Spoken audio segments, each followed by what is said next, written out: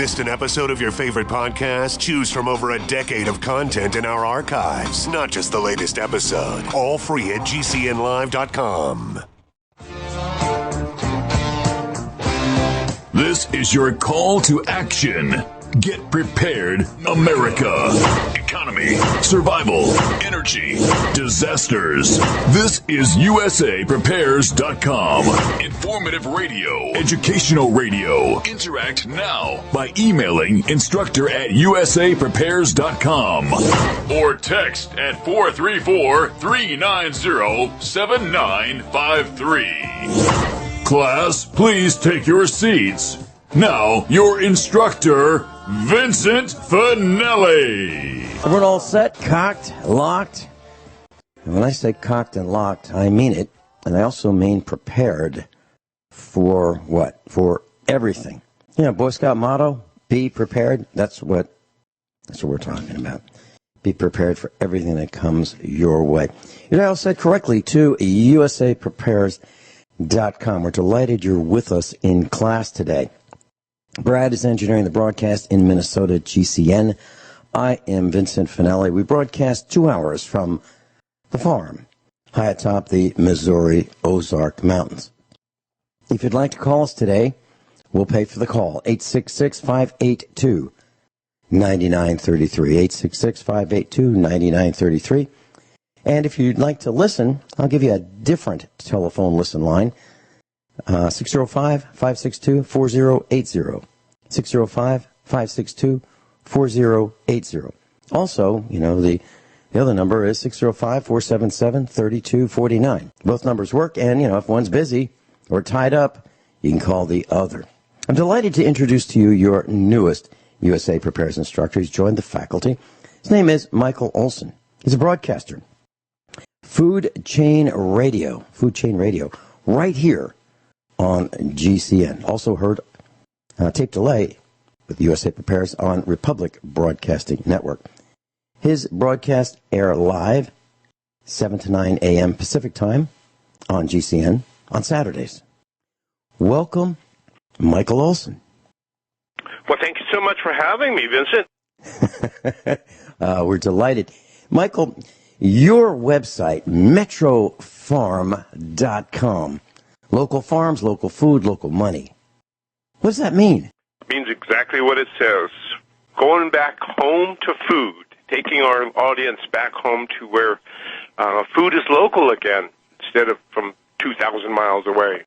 And, you know, if you think about it, if you really want to be prepared, that's thing number one you have to look out for is food and drink, right? I mean, you better have something together.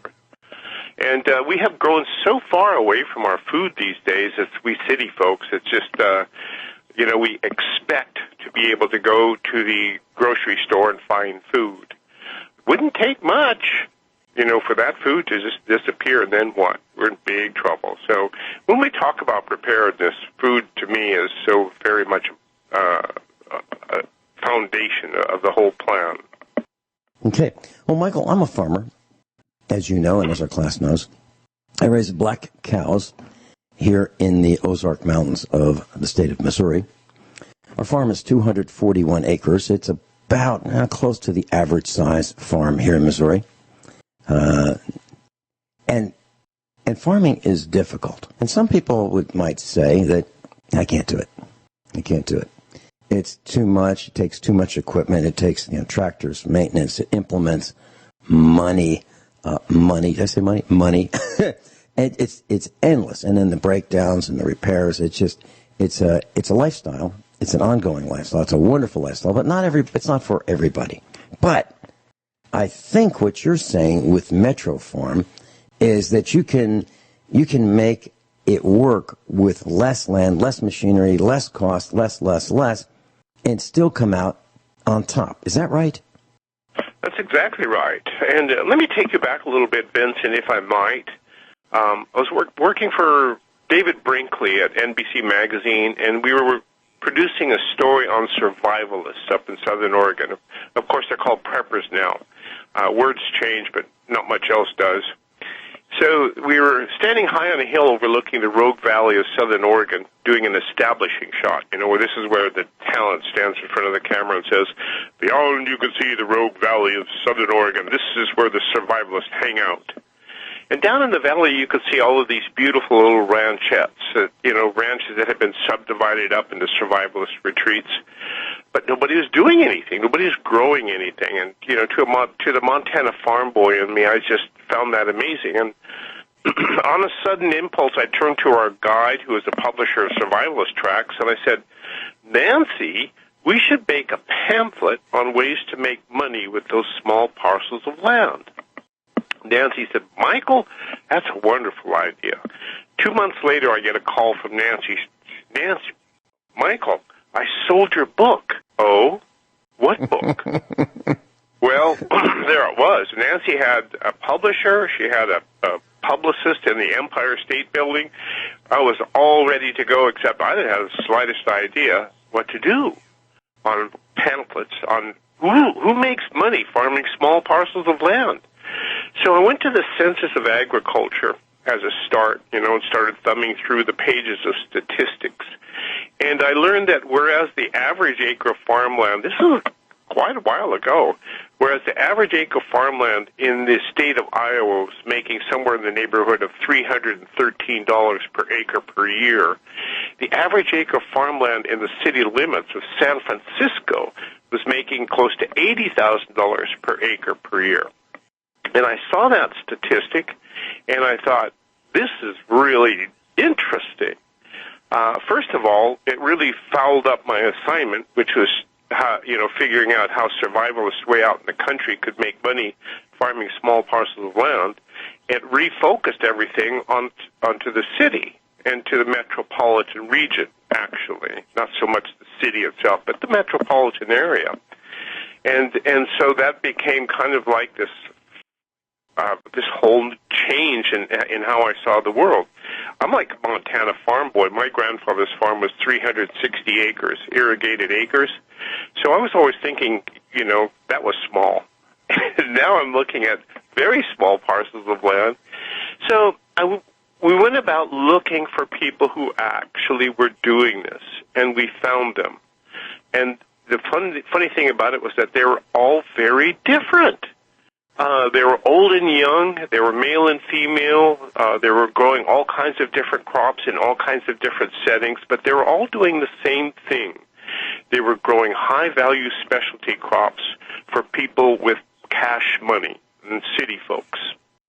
And so I focused my attention on 5 of these people and did in-depth conversations with them, and then used that as the foundation for the book Metro Farm, which is growing for profit in or near the city. Yes, it can be done. You bet it can be done. Mm-hmm. There's lots of reasons why it can't be done, but it can be done. And when you say high-value specialty crops, can you give us some examples of what they are and how we can grow them? Because, quite frankly, I think that most farmers, at least here in our neck of the woods in Missouri, are in serious, serious financial trouble. We've had a drought here, and just using my farm as an example, we've had a drought here in Missouri, and it's lasted for months. We went from winter right into summer. So the grasses that would normally grow didn't grow. The heat just killed the grasses that we graze our cows on. And we've had to sell 1/3 of our herd because, frankly, we couldn't feed them, literally. Yeah. Hay, the price of hay has gone up right here last year, year before, about $30 to $35 per round bale. It's about 1,000 pounds. Now, a round bale of hay, if you can find one, is over $100. So what can we do? What are those specialty crops? Well, what is a specialty crop? The first principle of farming for, metropolitan agriculture, as I call it, the first principle is that you never do what the commodity folks do. You simply can't make a living competing with those who have giant acreages or giant scale. It just can't be done. But so how do you take something ordinary and make it extraordinary? Let me give you a little example. One of the people we feature in Metro Farm is a crusty old fart farmer, Charles Hain, in Shepherd, Montana. And now I got turned on to Charles Haines because my mother told me about him. And sooner or later, you get to a stage in life where you actually listen to what your mom tells you. And she said, Charles and Lois Hain grow the best cantaloupe I've ever had in my life. And you have to interview them. So I thought, right, okay, Mom. So we're back in Billings, Montana for Christmas holiday. And we arranged to meet the Hains, and my wife and I went out to visit them in Shepherd, Montana, which is about 30 miles from Billings. It's out there, right? Shepherd is a little town out there in the countryside. Mm-hmm. But it's within reach of the metropolitan area. So we pulled into the Hains parking lot, and it was, no big deal. And for somebody who's looking for big deals, if you're writing a book about making money farming a small parcel of land, you want the farmer to be driving a Ferrari, right? Or something like that, something that displays a lot of money, but not Charles Hains. Very simple.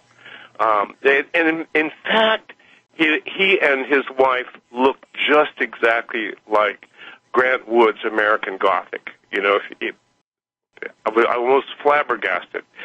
So at any rate, they invited us into the house and to this wonderful farm lunch and conversation. But immediately upon entering the house, the phone started ringing.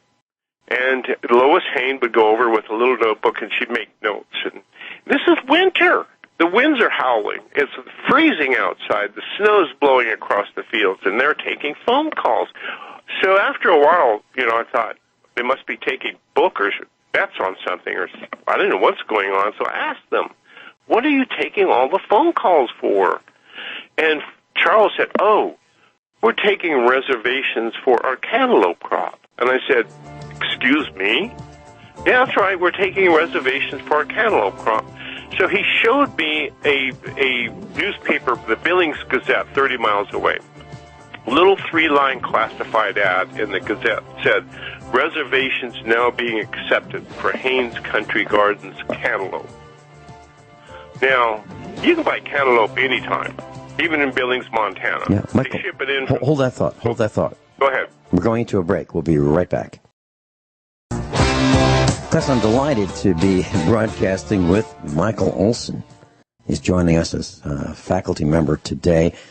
Metrofarm.com. Metrofarm.com. And you can listen to him right here on GCN. GCNlive.com. As you can get to the archives, and you can get to his website at metrofarm.com. So, Michael, if I understand correctly, a $5 ad or thereabouts was placed, a 3-line ad in the newspaper, suggesting that people consider making reservations for a cantaloupe crop. That's unheard of. Amazing, isn't it? As a marketing person myself, almost fell on the floor when he told me that. And yet that's what he does. He sells his entire cantaloupe crop to people who drive 30 miles to buy it, and all the rest of his produce as well. How did he get there? How on earth do you do that? Well, first of all, you have to have goods. You have to have cantaloupe that does indeed taste better than that which is shipped in from 2,000 miles away. Not that hard, if you think about it.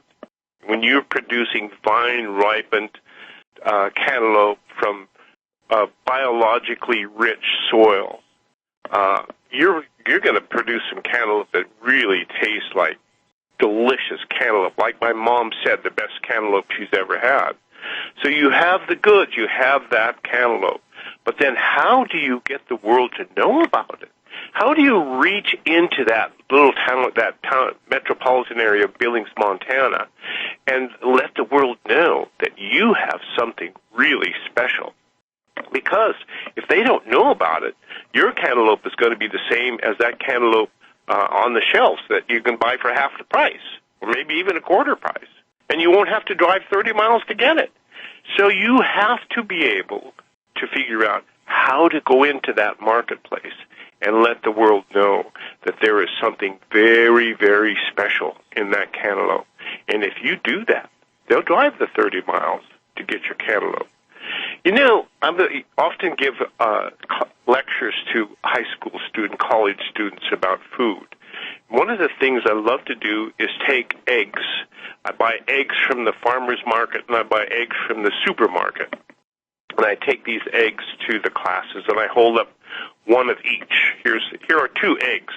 Can anybody tell me which came from the supermarket and which from the farmer's market? And, of course, you can't, because the eggs look exactly the same, right? But I say, okay, let me tell you about how each of these eggs was made. And I talk about the industrial factories that manufacture eggs and how they have world-class scientists that can determine exactly how much food to feed the chicken, but not a millispenny more. They're going to give it exactly what it needs and not a cent more of food. Whereas the farmer doesn't have that scientist, you know, so that farmer has to feed the chickens so that they stay healthy. And so you have 2 kinds of eggs. Now, how is that going to affect the egg? What's it going to do to the shell? How was it going to do to the yolk? Is there going to be a difference?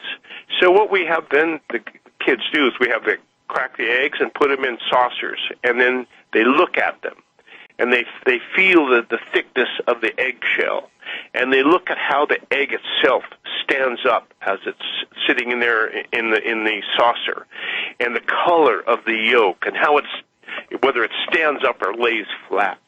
And at the end of that little discussion, takes a few minutes, every kid in the class can tell the difference between those 2 eggs. And therefore, it takes me to Michael Olson's 3rd law of the food chain.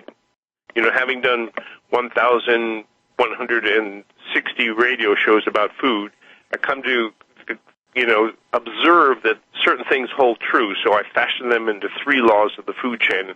The 3rd law is cheap food isn't. They make food cheap by taking the food out of it, the nutrients out of it, and then by subsidizing its true cost of production with taxpayer money. So whenever I see cheap food, my antenna go up, and I think, how do they make it cheap? So I'm always on the lookout for Charles and Lois Haynes cantaloupes in that farmer's market egg. I might have to pay a few more cents, but I know I'm getting the goods. Michael Olson, metrofarm.com. I've got a couple comments when we come back about chickens. Yeah, we'll be right back. Michael Olson, metrofarm.com. So, class, when I was a farmer in Virginia, we were plagued with ticks. And I decided that the natural tick predator was our best solution. So I didn't know much about chickens at the time. So I called my chicken farmer friend, and she said, well, we just got some chicks, 5,000 of them, delivered by that chicken factory. And so she said, go see my husband, and he'll give you some. I brought the chicks home, and I thought that they would hunt those bugs and ticks, and they'd feed on them, but they didn't. They just sat and wanted to eat chicken feed. They grew like they were eating at McDonald's. They were unable to walk. Their wings were bloody from using them as outriggers so that they wouldn't fall over. In about 49 days, they all died of heart attacks. Now, these are white chickens with the big breasts, the kind that you see in those packages at the supermarket. That's what I saw. Now, let me contrast that with some other chickens. And we then decided that we'd want some Barred Rocks and some Rhode Island Reds and Cinnamon Queens, and we have them here at the farm. Now, those chickens, they've been going on for 3 or 4 years, and they lay eggs, like, all the time. And they're healthy. And they go rooting around for bugs and ticks and worms and caterpillars. I mean, they're our best friends out there. eating these pests. So, Michael, I've got to tell you, what you're saying is absolutely true. You know, when I was listening to you, Vincent, I got to thinking, you wouldn't dare compare that chicken story with people, would you? People who have been... Better be careful about that one. I'm going to get real... You're talking about eating hamburgers? People who are fed, people who are fed from the government and sit there and wait to be fed for the government and are afraid to go out and eat ticks or whatever it is there is to go out and get. And what happens to them? And when they don't go out and fight for their food and grow their food and take care of themselves, is that, they just blow up and fall over. I was on a trip. And I was traveling. And I stopped at a gas station, and it was one of those convenience-type gas stations that had a fast food joint attached to it, and it was McDonald's. So I walked in to use the restroom and wash up, and there was this gal there, and she was pretty big, and she was a young gal, so I walked in through the McDonald's entrance because that seemed to be the way you got into, the area I wanted to go into. I didn't want to buy anything at McDonald's. I just wanted to use the restroom and pay for whatever else I wanted to get. Well, so I said to her, she said, "Welcome to McDonald's." I said, "Great. Well, thank you." I said, "How's the food here?" She said, "Oh, it's great." I said, "It kind of looks like that." And and I said, "So do you eat here?" She goes, "Oh, yeah, all the time."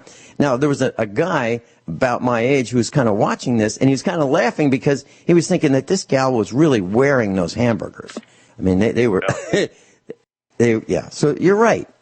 And my mom used to say, "Vinny, you are what you eat.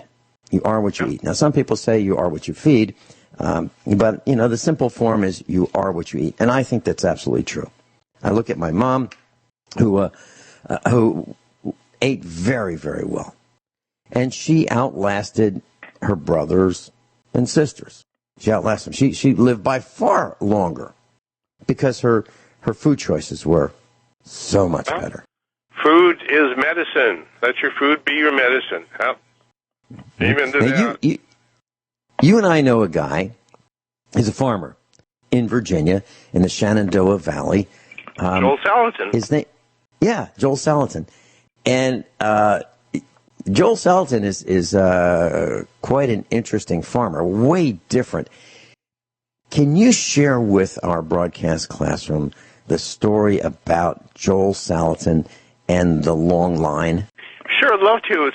And Joel has been on my radio show a number of times, and we've kind of become fans of each other over the years. But I was in Washington, D.C., researching another book at the Library of Congress, and I had a free weekend, so I decided to run up to the Shenandoah Valley and visit Joel Salatin's farm, Polyface Farm. About a 3-hour drive up there. When I got up there, the pasture had been turned into a parking lot, and there were a long line of cars, or a long line of people standing in waiting to get into a barn. And I noticed that the cars were mostly sporting Washington, D.C. plates, and the people standing in line were well turned out. They looked like city people. And so being an old sailor, I did what sailors do. I got in line. And so I asked the lady in front of me, "Excuse me, ma'am, why are we standing in this line?" And she said, "Well, of course, dummy, to buy chickens." And I said, "Oh, you drove 3 hours to buy chickens?" And she said, No. I drove 3 hours to buy Salatin chickens. Oh, well, why would anybody drive 3 hours to buy a Salatin chicken? So after all the sales day had been done, and we had to spend some time with Joel, he took me out to his pasture, and we walked over to a fence. And in that day, it was kind of a light rain was falling, a little drizzle, and the grass was all wet, and he said, "Now, can you see the difference?" And I said, "What do you mean?" He said, "Well, look at the other side of the fence." And I looked at the other side of the fence, and the grass was gray and laying flat on the ground, like it couldn't stand up to the rain. And I looked at the grass on Joel's pasture, and it was blue-green. The grass was literally blue-green and standing straight up in the rain. And I said, well, I guess I can see the difference. And he said, that's the difference is all in the soil. And so he told me how he raises he calls himself a grass farmer. What I'm really doing is growing grass and feeding it to animals and then selling the animals. But the way he raises his grass is that he rotates his animals through the pasture. He takes the one section of pasture, fences it off with portable electric fence, and then lets the cattle graze that grass down. And then he moves them to the next pasture. Now, the most amazing thing I ever saw, I saw one of his lead steer move from one pasture to the next pasture. You know, they had eaten down the grass, and so Joel moved them to the next pasture. And this lead steer had a smile on its face. Swear to God, never saw a smiling cow before. But it's literally skipped into the pasture. So at any rate, a couple weeks later, as you know, the biological activity left behind by the cows matures, Joel brings his chickens into the pasture. And the chickens go to these cow pies, and they scratch them all up, and they spread them all over, and they eat the larva, the worm larva, inside the cow pies. And the bugs, and they eat all of the things that we think are garbage, and they turn them into these wonderful eggs, right? And these beautiful chickens that people drive 3 hours to get. And at the end of that, my stay at Polyface Farm, I was wondering how I could manage to stuff 3 chickens into my suitcase and fly them back to California. I was sold, you know. Where can you buy chickens like that at the grocery store? You can't. You buy industrial chickens that have been kept in a cage and fed the absolute minimum of food so that the factory can save money. I'm sorry. You've got to buy them before they're 49 days old, because on the 49th day they start to die. These factory industrial chickens. You know, you mentioned that smiling steer. We have a smiling bull. And this guy. Bulls have reason to smile once in a while. and the bugs that form, they just appear on cow piles or cow patties, and dung beetles. Dung beetles are called. Yep. And there are plenty of them. Absolutely plenty of them. So there's plenty of food to eat. And we do the same thing that Joel Salatin does. We use high voltage fencing, electric fencing, 1/2-inch wide white tape, and we string it up with these press-in fence posts. So if we want to, we have maybe 300 of these fence posts that we just move from field to field to field, and we just move the cows every day. Every day the cows have a new field. And we have a couple lead cows, and they know the routine when they see us at one of these electric fence gates. And all that is, class, is just a piece of, it looks like ribbon, white ribbon, 1/2-inch wide, has 6 stainless steel wires woven into it, and we have a fence charger that charges the field, and we just go to this fence gate, which is just a piece of electric fence tape strung between 2 fence posts, with a spring on it and an insulated handle. And we go there, and the cows know, okay, it's time to move on. And they get all excited. And literally, if they could smile, they would be smiling going from field to field to field. And you know what, Vincent, I'll bet there are all kinds of different things for them to eat in your pastures. Mm-hmm. There's not just one kind of grass. There's bunches of things for them to eat. So they're getting a very broad spectrum of nutrient profiles in their pasture like that.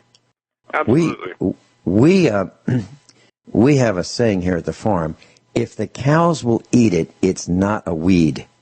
Okay, it's not a weed for us. And natural species grow really well. You know, the thing about farming that's most problematic, Vincent, is that every farm is different, and it's made different because the farmer is different, the crop is different, the environment is different. You know, you might think, well, I'm a lot like my neighbor, but you're not. and the environment is different from one neighborhood to the next. And so what is the principle by which every farm is different? So how does that individual farmer make his or her farm work? That's the secret. Let's talk about that when we get back. Michael Olson, Yeah. metrofarm.com. We'll be right back. Michael Olson, metrofarm.com. Michael, you mentioned the secret to making that unique farm different, and I want to share something very quickly, and then get into your book too. So our local farmers cooperative sells electric fence tape in 660-foot rolls, the kind that we use, but we seem to be the only one interested in it, and our cows sell for, well, some of them sell in the top 10% of the market, and that's because no one else moves their cows every day. No one else checks their cows every day. Farmers just have a feeling that you just put some barbed wire up, you leave the cows in there, and that's it. And we don't think that's the way to go. Do you think that just simply doing that, dragging the manure through the field, and not using commercial fertilizer is the way to go? Is that why we're successful? Well, it's part of it, but to be really sick, let me go through my. When I was interviewing these people who were immensely successful at farming small parcels of land in or near the city for the city, I was puzzled because every one of them were extremely different than the other ones, and they're growing different things in different locations. So what is your secret? I kept asking them, and finally one of them took me aside and said, "Look here, Olson, we're not doing anything right here. We're doing everything right here." And I thought, uh-oh, there went my pamphlet. And it did. So if you take apart what they're doing, the first thing they're doing is that they have a grand strategy to avoid the strengths of their competition, which is industrial agriculture. They do not compete head-to-head with industrial agriculture, okay? And to do that, you have to be astute at looking for the strengths and weaknesses of industrial agriculture. Yes, they look like Goliath, the big giant, but they have weaknesses, a lot of them. And you have to learn how to find the weaknesses and compete with the weaknesses and avoid the strengths. So that's the first thing. You have to fix that in your mind. You're going to read Sun Tzu's Art of War, because that's how you're going to compete. And the other thing is that you have to develop business strategies to take advantages of the weakness. Where they grow 5 an acre, you have to grow 50. Is that possible? It is, if you use the right technique. Where they grow one variety, you grow many. Where they have this industrial quality of uniformity, you grow for taste, for bouquet, for nutrient content. Where they come to market and flood the market, you avoid that flood and sell earlier and sell later. Where they grow in 1,000 miles, where they grow in China, you grow in the neighborhood so that people know who you are and where you are. Where they rely on bank money and financing from hedge funds, you become self-reliant and avoid the expense of debt. Where they spend and spend and spend and take advantage of their economies of scale, you conserve cash. Where they use toxic waste chemicals to protect from bugs and whatnot, you employ neighborly technologies, grow organically, and tend the soil. Where they advertise and you fight for position, you demand that they, instead of taking taxpayer money to subsidize their production, you demand that they pay the true cost of production. Those are kind of business strategies that you use that when you combine them all together into one focused effort, you can make a lot of money. Now, these people that I interviewed were earning up to 8 times the average personal income on as little as 1 acre of land. It seems incredible, but it's there. It's possible. They do it. Michael Olson, you've got a book, Metro Farm, the Urban Farming Guide to Growing for Profit in or Near the City. How do we get it? Metrofarm.com. Simple as sin. Okay. Can we get it autographed? Absolutely. Honored to. Honored. You know why? There you go, class. Because when you autograph the book, they don't tend to give it to their friends. Marketing. Yeah, I've got all my autographed books, and they stay right here in the studio. Yeah. Hey, Vincent. Michael Olson, thank you so much for being with us. Yes. Oh, we're going to do it again and again. Everyone all set? Cocked? Locked? Here we go. Hour number 2 of USA Prepares. Deborah Brewster's with us. We're going to be talking about the preparedness mindset. Welcome, Deborah. Yeah.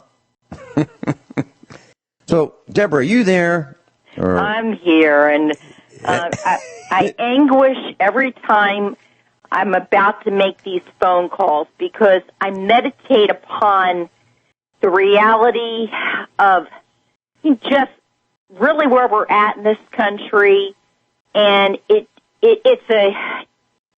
just a hard, cold reminder to always keep myself alert, on my toes, ready, and I live it every day, but I have to especially ponder it based on what our conversation may, lead to. Yeah.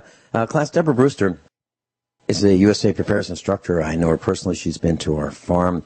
She's been to a lot of meetups. She's made some presentations at the meetups. And she lives on a farm in Missouri. Deborah, may I ask you, if you want to share with us, what caused you to want to buy a farm and build a preparedness farm and lifestyle for yourself and your husband and your family, your children? It's primarily the realization that living in a suburb I felt was still a very exposed place to live in terms of risk for the things that I perceive will come.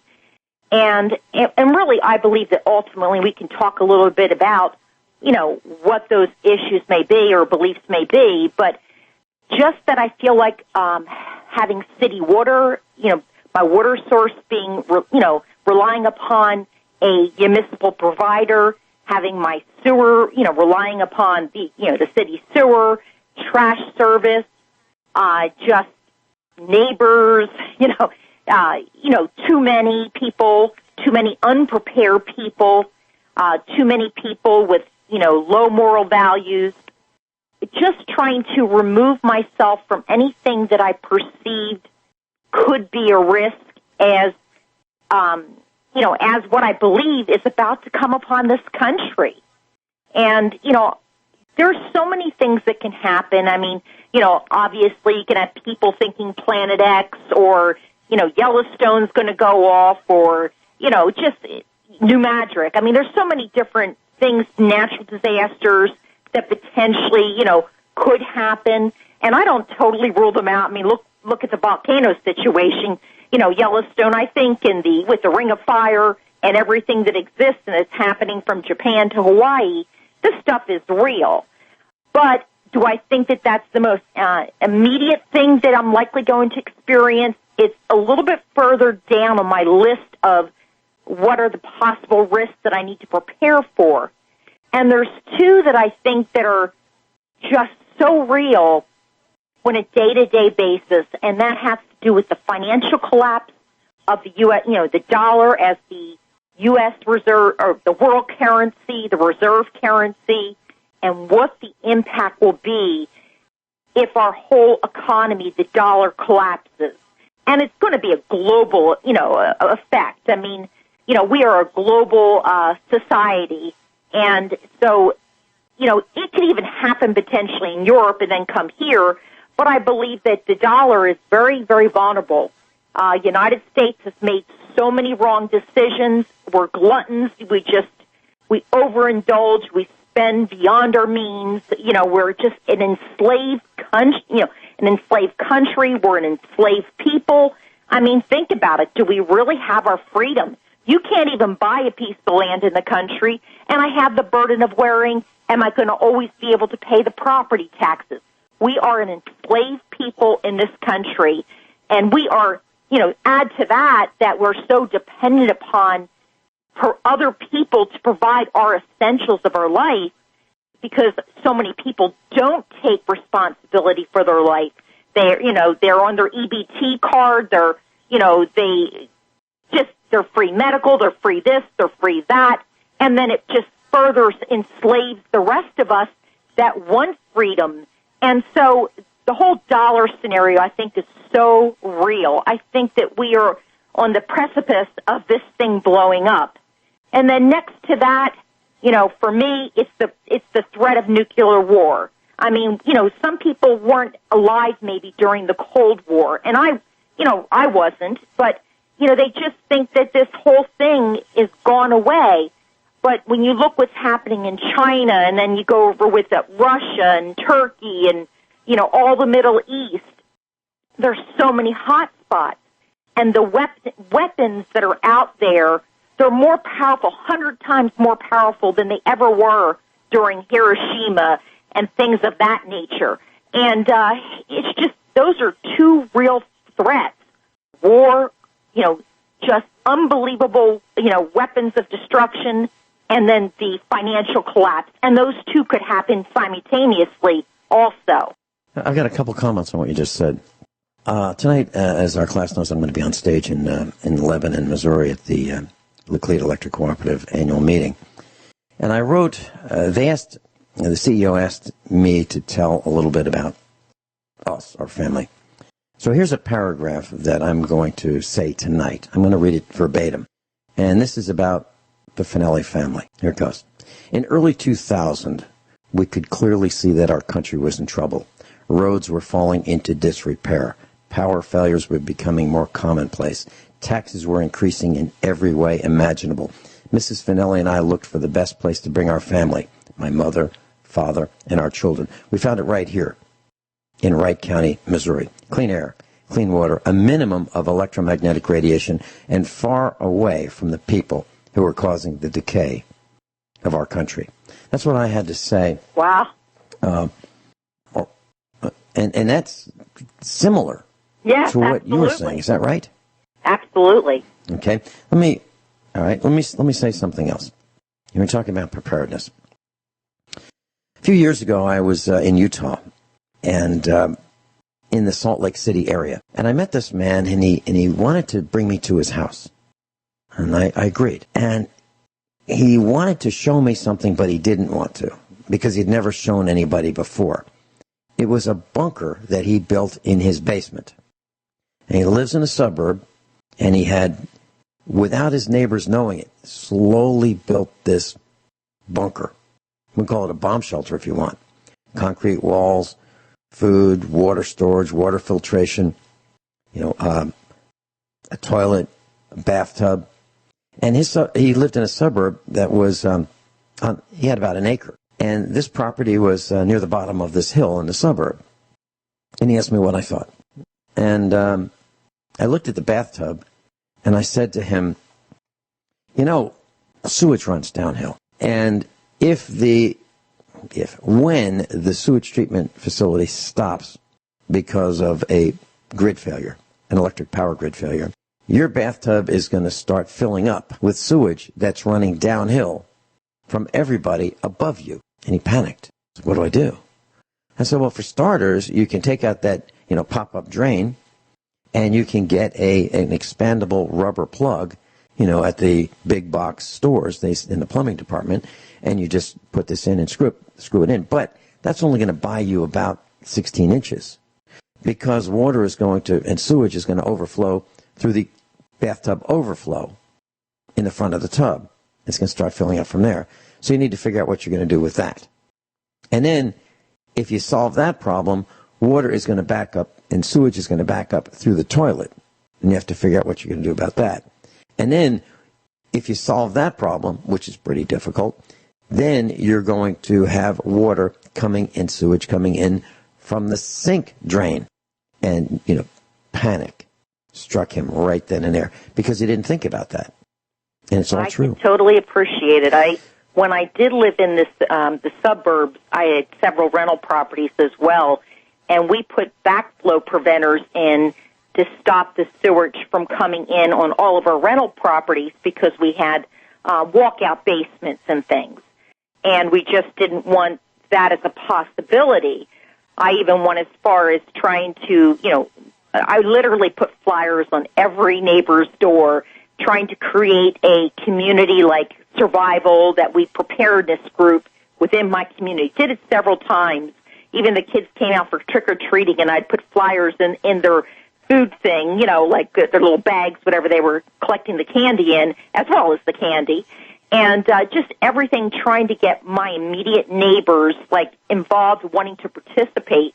Even thought of ways to block the road off. But when I realized after multiple efforts of outreaching to all my neighbors, I think 2 or 3 came, and they were not super committed. I guess they almost felt a moral obligation just to maybe show up.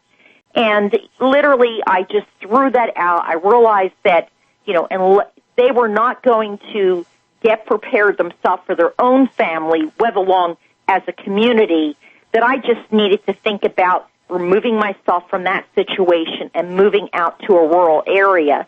Believe me, I don't like it. I mean, I like asphalt roads all the time. When you have dirt and gravel, your cars are a lot dirtier. The inconvenience of going to the store. I mean, there's some inconveniences, no doubt about it. But I have to weigh how much do I believe what's going to happen is going to happen, and is my life and the prospect of having a refuge that my children can make it to here, am I willing to make that sacrifice on behalf of my family? And I was. All right, a couple comments, Deborah, when we come back about exactly what you said. Class, Deborah Brewster's with us. She's got her master's in business administration, and she's a farmer. We'll be right back. So, class, have you ever heard the saying, measure twice, cut once? Well, that's so you don't make a mistake and waste wood or whatever you're cutting by cutting it too short. Have you ever heard the humorous version of that? I cut it 3 times and it's still too short? Well, we apply the logic of measure twice, cut once in everything that we do as a family. We keep a list of supply items that we need, and the entire family updates that list. So whoever happens to be going to the store doesn't call and say, I'm here. What was I supposed to get? We don't do that.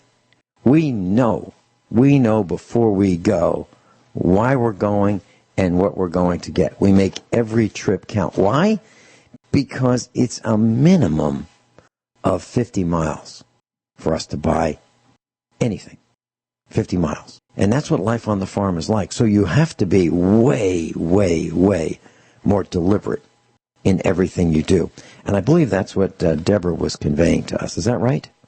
Absolutely. And I am the same way. Every day I'm taking inventory. What do I need? And, I try to make each of those runs really count and hit that list. But if I sense that list is even growing, I'll make that trip anyway, even though it's inconvenient, and I got to coach myself to want to just drive that far. But at the same time, I always feel this could be my last trip. See, the problem with our country is we're like a frog that's in this pot of water, and it's a slow boil that we don't even notice it until we're boiled to death. And that's the problem, is we just think, we have the reprieve with Trump or whatever the case may be. It's maybe getting a little better, and we let down our guard. But literally, we don't know when that day and time will come. In fact, not to make this a Bible sermon, but even in the Bible, it talks about there is this empire, and they call it Mystery Babylon. And it says in there, and at the time of the biblical writings, they didn't know what that place or where that place was. But a lot of people that have studied it believe that it is America. And listen to this. In New York City, about 39 miles from, say, Manhattan or the Statue of Liberty, there is a city called Babylon. It's no kidding. I've seen it like West Babylon, North Babylon. Who in their right mind would live in a city called Babylon? And any case, the Bible clues it talks about, it says in a single hour that this new empire would be brought to its knees, and it says that it will be in sudden darkness, and it will live in darkness. Well, if you ask me, that sounds like a weapon of, and in fact, it even refers that the weapons that are going to be brought upon this entity, this empire, they call it the weapon of indignation. And Russia has a like a thermonuclear weapon that they say can take out anything, like through the shields that we have, the Iron Dome and all that stuff, and that it's called the weapon of indignation. If we think that sleeping giant is gone away, and Putin has such a zeal to want to to conquer and to rise up again and to bring the old USSR back, and add it with his alliance there with China, and just look at the growth of China in 5 years. I mean, they built those islands off of where those the South China Sea. And, they're putting, like, installations, military installations on those islands. These countries are slowly rising up. They're going to come against us. And America has lost its way. I mean, we are a lost country. I believe our defenses are down. We haven't done the steps necessary to EMP-proof our power grid. I believe prophetically, in every way, in my heart, that we are going to be brought to our knees. And so you have to take these times to prepare for any way you can prepare, because you may think, I'd just rather die. Well, you know what? You may not. And if you better be able to survive for what is about to come to this earth. It's a matter of time. I think we could see something major blow, certainly within the next 5 years. Deborah, I've got a comment about exactly what you said, and you're right. When we come back, Deborah Brewster, I'm Vincent Finelli. This is USA Prepares. Deborah Brewster's with us. Deborah, you mentioned protecting our power grid. I've got a comment about that. I was on stage about 3 years ago at the Laclede Electric Cooperative annual meeting. A few thousand people were in the audience. And I was on stage and had my sport coat on, my blue blazer. And I reached in my pocket and I pulled out a 5.56 cartridge. You may think of them as a .223 cartridge, a black rifle cartridge, a hunting rifle cartridge. And I said that I paid about 20 cents for these, and one of these could take out a power substation transformer. And for which there are no replacements. Each power substation transformer is unique. The one, the next 20 miles over is not the same. It's not like you can pull one out and drop it in place. There are no power transformer warehouses where you just order one.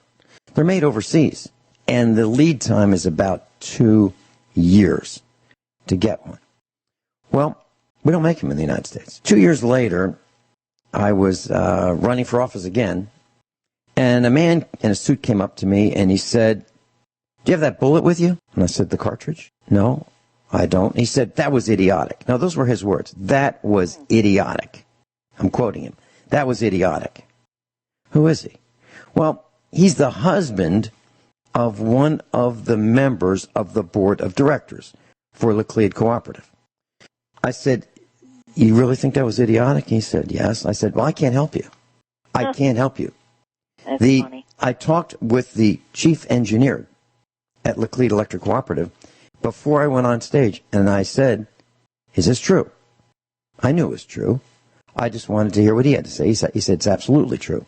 Well, I have since talked with the CEO, Mark Rocker. Mark Rocker and I spent 3 hours together, and I mentioned the story to him. And I said, "Is it true?" Before I told him what, that part of the story, I said, "Is it true that a cartridge fired at a substation can take out a transformer and put thousands of people, 10,000 people, out of electricity, for which there is no replacement. He said, yes, it's true. It's true. You know what's Now, I'm not going to say how to do it. I'm just saying that here we have, at the highest level of management at an electric cooperative is the board of directors. The guy who sleeps with the director, they're married. He sleeps with the director. They spend lots of time together, and yet he thinks that's idiotic. That tells me there is a lot of ignorance, the lack of information, the lack of knowledge at the highest levels of the corporation. And frankly, I don't trust my life nor my family's life to that board of directors because I believe they are ignorant of the facts. Deborah, you were going to say something? You know, I was saying, just even think, just like when a normal blackout happens and we don't have light, possibly heating, if you don't have alternative heating sources, or even internet or phone, just think how crazy people act on that. I mean, they'll kill each other, or, people have been killed going to Walmart to get a toaster on a Black Friday. I mean, so if you can imagine the chaos if we have a long-term blackout, I mean, say goodbye to all telecommunications, to more than likely most transportation, certainly all your utilities require electricity, just, even our military control, it's high-tech equipment. I mean, we're vulnerable at every level, and an EMP could be such a reality. I've got a comment about that. You're talking about getting killed trying to buy a toaster on Black Friday. And these are the good days. Yeah. These are the good days. And if you can't get the toaster at that store on Black Friday, you can leave that store, go down the road, and go to another store and buy a different toaster or the same toaster. It's not like that's the only toaster in the world. There are plenty of toasters. These are the good days. Now, to tell you a little bit more about this mentality that you're addressing, Costco in Hawaii, a Costco store sold out of 7,700 cases of water a couple days ago. They sold out of 7 shipping containers of water in 1.5 days. They sold all their D cells. Some people call them batteries. They sold all of their D cells, their flashlights, their generators. They sold out. People arrived 45 minutes before the gas pumps opened at Costco. Within a half hour, the gas station was in gridlock. Absolute gridlock. Now, why is that? Well, you mean to tell me that those very people, could not have gotten gasoline the night before? Of course they could have, but they didn't. They were lazy. Well, I can tell you that that's absolutely true. We service a lot of vehicles here at the farm for other people, not ours. I mean, we service ours too, but we seem to be the go-to guys for servicing cars and trucks in our neck of the woods in Missouri. It just happened. We weren't seeking this out. It's just that people seem to think that we know what we're doing. I got to tell you, Deborah, that I see the vehicles that people are driving, and they arrive here with hardly enough fuel to get back home. How's that possible? How is it possible? And there's a gas station 2 miles from here. How is it possible that you would bring a vehicle to be serviced knowing that the mechanic might need to test drive it and have it be on empty, and knowing that you've got to get it back home? Why do we do that? Saying American sheep are best awakened once we've been tested. And, we're sheep. Sheep are led to the slaughter. But these bigger tests to come, we have never had the entire country in America, our currency collapse. We are going to be in for a rude awakening. Nor have we experienced a high altitude, a hemp bomb, high altitude with electromagnetic pulse. These are things that, they are so possible. And yet, the simplest thing is begin to have adequate food and water purification and just the steps to take care of yourself. Most people are lazy. They don't prioritize. They're just drinking the Kool-Aid. I don't know what it's going to take to get people to wake up and realize your life, your safety, the control is in your own hands. I got a comment about that, too. So you've all heard the expression, 3 minutes without air, you die. 3 days without water, you die. 3 weeks without food, you die. Well, let me tell you the fourth one. 30 days without electricity, 90% of us die. Not my numbers. That's from the U.S. Congress. Yes. The U.S. Congress. Our government corporation is saying that. Not me. That's not Vin Finelli just picking that out of the air. PFA. Plucked from air. An old expression. When you make something up. That's a PFA number. Plucked from air. That is not. That's a number that the U.S. government says 90% of us will die if the power grid goes down for 30 days. That means no food, no water, no medicine. No medicine. Let me say it a different way. No medicine. How many people are on blood pressure medicine? How many people are on insulin? No medicine. No traffic lights. Imagine if the light bulb burned out at a major intersection in the city. Just one light bulb burned out. Let's say it's the green one. What do you think would happen if there was no green light at an intersection? I think it would be automobile warfare. Every man for himself. Absolutely. And even most women don't even take the preparations. Do you have, at least walking shoes in your car? Do you have some form of a weapon in your car? When this stuff goes down, you don't know where you're going to be. Chances are a man is not going to get attacked. Maybe if he has something of value, he might be. But a woman is extra exposed. And if you have to go retrieve your children, do you keep an emergency preparedness bag in your car? If you're even 40 miles away from your home, can you walk that long? Do you have what is necessary to carry just to even have food, water, what your strategy will be, how you'll protect yourself, what you need to do to even try to get back to your home? Many women assume that their husband's going to make it home from work. What if that day never happened? And so it's just, people just don't play this out in their mind. What are the plans that you have to retrieve your children? You have to think about these things. You have to practice. You have to prepare. I can't believe that people just live their lives without a care. This is reality, and people need to internalize this and meditate upon it and prepare, protect themselves, protect their family. Sit down, have a game plan, have a strategy.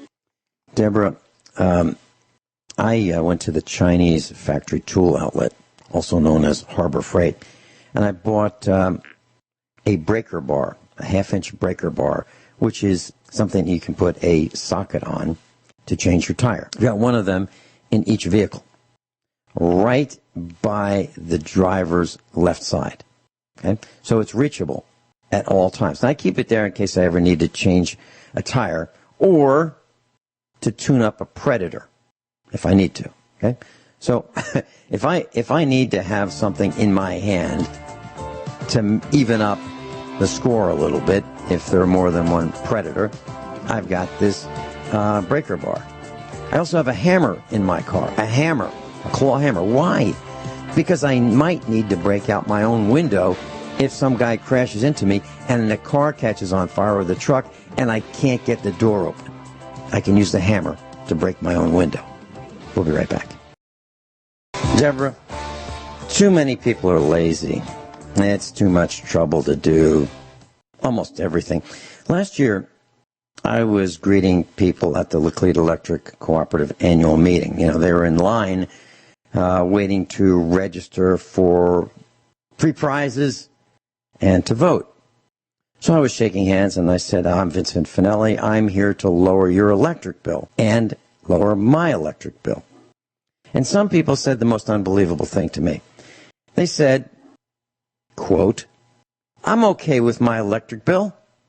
End quote. There have been 8 rate increases in 15 years. That's where we are. And Laclede Electric Cooperative charges $27 a month just to have an electric meter, just to tell you how much electricity you've used. So first you pay the $27, then you pay for how much electricity you use. It didn't used to be like that. You just paid for the electricity you used. Well, imagine that same practice at a gas station. So you go to the gas station, they say, oh, it's going to be $27 this month to turn on the gas pump. And then you can use the gas pump to buy your gasoline. And then don't forget, next month it's going to be $27 again. And it'll be $27 a month every month until we raise the gas pump meter charge. Well, what people have to realize, too, even if it doesn't come out in that form, just even hyperinflation, like when the dollar collapsed or the currency collapsed in Venezuela, 40% increases like overnight or in a very short window of time. There's just so many things that, like I said, I think it's going to be a dollar collapse situation, and it's going to be very likely a nuclear event, meaning like an EMP. These things are not out of the reach or out of the realm of possibility. These are real things. If people just watch the news and pay attention, they'll see what we're saying is the truth, and if they're smart, they will prepare. They'll begin to, just make the provisions necessary. And again, don't rely on somebody else to protect you. I'm in the country. I've got multiple protection. I go around my property, almost every building. I have some means of immediate to my hand to protect myself, and in all different forms. And I just do an inventory when I'm walking around. What if I encounter this? What if this happens? What if I have to escape a situation? I mean, so you have to like practice this stuff mentally. You have to get mentally prepared for the things that are to come. And I had a crazy dream last night that I went into a room. It was a laundry room, no less, and that I got locked in. And there was only one door. There wasn't a window. And like a panic came because it was like as if I had little kids on the other side. I thought, oh, my God, I got to get to the kids. But there were no tools in this room. And I just was like a sheer panic. And then I caught my breath, and then I looked at the pins in the door, and I figured I'm going to figure a way to take those door pins out, to take the door off the hinges. And it was a crazy dream, but what it told me is we have to mentally keep our calm. You cannot, if you haven't prepared yourself physically and emotionally, you're not going to be able to take control and to really look at the options that are out there. I've got a comment. Deborah, I love broadcasting with you, and I know the phone's going to be ringing off the hook here at the farmhouse. As soon as we get off the air, people are going to be commenting positively about all the things you say. How do I know? Because it's happened already. So rule number 9. Rule number 9 is always carry a knife. And when our son decided he wanted to be trained in the public training camp at the high school, I said, rule number 9, always carry a knife. He said, Dad, they don't allow knives in school. And I said, son, that's their rule. Always carry a knife. That's their rule. My rule is always carry a knife. Because you may have to cut a seatbelt, which has happened. You may have to cut a seatbelt and extricate yourself from a car that's got you trapped in it. We've done that. One of our instructors and I cut a seatbelt. He had a knife, I had a knife. He cut the seatbelt. I broke the windows in the vehicle that just crashed into a light stanchion. The car was on fire, and we got the guy out of the car. But without a knife, he would have burned to death. Deborah, thank you so much for being with us.